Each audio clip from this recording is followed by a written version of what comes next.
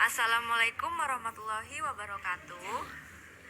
Perkenalkan, nama saya Naisha Maulidiatus Zahro dari kelas AB Politeknik Kesehatan Jember dengan NIM 24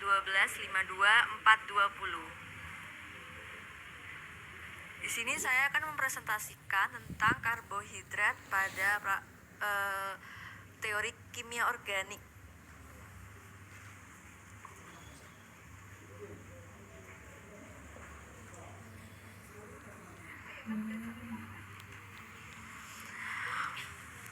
Yang pertama, definisi. Karbohidrat ini merupakan senyawa karbon, hidrogen, dan oksigen yang terdapat pada alam. Rumus karbohidrat ini CH2O. Karbohidrat ini sebenarnya polisakarida aldehid dan keton atau turunan mereka. Nah, dalam tubuh manusia, karbohidrat itu dapat dibentuk dari beberapa asam amino dan sebagian lemak. Dari gambar di samping, ini karbohidrat tersusun dari atom C, atom H, dan atom O. Atom karbon dapat menghasilkan karbon dioksida atau CO2 dengan menggabungkan dua atom O dan satu atom C. Nah, sedangkan hidrogen dan oksigen dapat digabungkan menjadi air dengan dua atom H dan satu atom O. Nah, satu atom C di karbon dioksida ini dan sebagian atom H dan O, bila mereka digabungkan akan membentuk karbohidrat. Yang kedua, karbohidrat ini sebagai zat gizi merupakan nama kelompok zat-zat organik yang mempunyai struktur molekul yang berbeda-beda. Klasifikasi karbohidrat ada dua jenis, yaitu karbohidrat sederhana dan karbohidrat kompleks. Karbohidrat sederhana ini dibagi lagi jadi monosakarida, disakarida, dan oligosakarida. Kemudian ini di gambar samping ini adalah dua jenis cincin bentuk utama karbohidrat, yaitu furan dan piran. Cincin furan ini terdiri dari 5 atom yang terdiri dari 4 atom karbon dan 1 atom oksigen. Kemudian yang piran ini terbentuk dari 6 cincin atom, yaitu 5 atom karbon dan 1 atom oksigen. Bentuk ini biasanya disebut piranosa. Nah, yang tadi itu furanosa.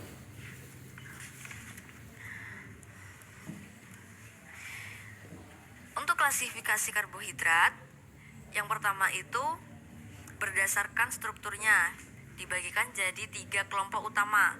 Ada monosakarida, molekul gula paling sederhana yang tidak bisa dipecah lagi menjadi kelompok yang paling kecil, menjadi bentuk yang lebih kecil tuh gak bisa lagi. Yang kedua ini oligosakarida, terbentuk dari 2 atau sampai 10 monosakarida, atau bisa juga 3 sampai 9, 2 sampai 9. Kemudian polisakarida ini tersusun dari lebih dari 10 atau 20 unit monosakarida. Kemudian ini monosakarida, yaitu gula yang paling sederhana yang gak bisa lagi dihidrolisis. Nah, struktur dasar monosakarida itu memiliki gugus aldehid, yaitu gugus CHO, disebut aldosa. Kemudian juga ada gugus keton, namanya ketosa, punya C rangkap 2O. Kemudian di monosakarida ini juga punya sifat stereokimia. Pada monosakarida ini sering bersifat kiral. Kiral ini atom C-nya tidak digambar pada struktur gitu. Jadi mempunyai orientasi ruang. Kemudian Ada juga sifat enantiomer. Ini tuh seperti bayangan cermin. Seperti pada gambar di sisi kiri ini.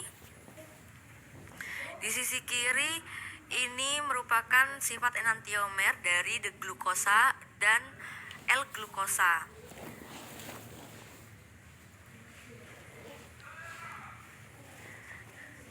Kemudian monosakarida ini juga punya bentuk cincin yang tadi di awal sudah dijelaskan. Yang pertama ada piranosa, terdiri dari cincin 6 atom. Contohnya itu ada glukosa, jadi glukopiranosa. Nah, kemudian ada furanosa, terdiri dari 5 atom. Contohnya itu fruktosa. Kemudian yang kedua ini ada oligosakarida. Oligosakarida ini kelompok karbohidrat yang terdiri dari 2-10 monosakarida yang saling terhubung. Oligosakarida terbentuk karena adanya ikatan glikosidik. Nah, kemudian ikatan antara karbon nomor C1 dari satu monosakarida dengan gugus OH pada monosakarida lain. Ikatan glikosidik ini muncul saat terjadi reaksi kondensasi atau penghilangan air. Oligosakarida dibagi lagi menjadi 2, yaitu disakarida dan trisakarida.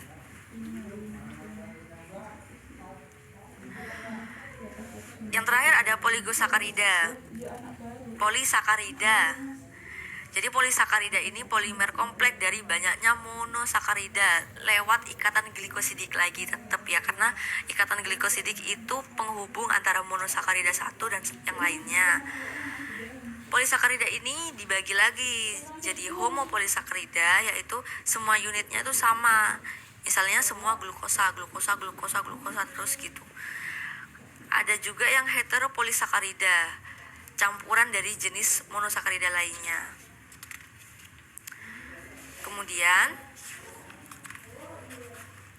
karbohidrat diklasifikasikan juga berdasarkan gugus fungsi. Tadi itu ada aldosa, yaitu memiliki gugus aldehid CHO. Ada juga ketosa, memiliki gugus keton CO rangkap 2. Kemudian karbohidrat berdasarkan jumlah atom C-nya. Ini yang atom C-nya 3, contohnya ada triosa, namanya triosa. Yang C4 itu namanya tetrosa, C5 pentosa, dan C6 namanya heksosa. Berikut di tabel ini ada contoh-contohnya juga. Lalu untuk uji identifikasi karbohidrat, uji Benedict. Yang pertama itu uji Benedict. Nah, uji ini tuh mendeteksi gula reduksi.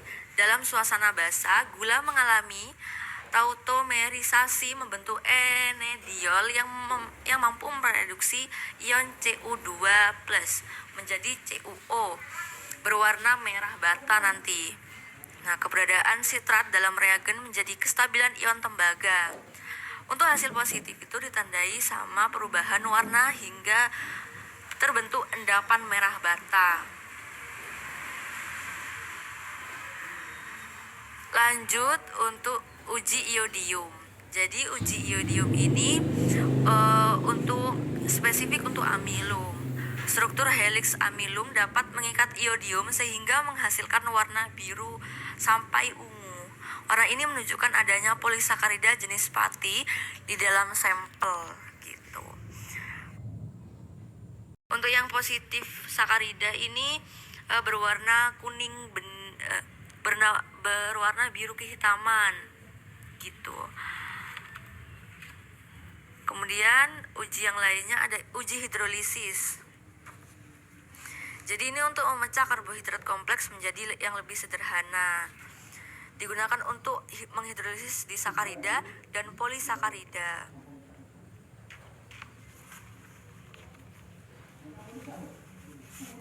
Jadi berdasarkan hasil, sukrosa ini menunjukkan positif terhidrolisis, ditandai dengan perubahan akhir menjadi warna oranye. Sedangkan amilum juga positif terhidrolisis, memberikan warna hijau kebiruan. Nah, sedangkan glukosa ini negatif karena glukosa ini sudah merupakan monosakarida sehingga nggak bisa lagi mengalami hidrolisis, jadi lebih sederhana gitu.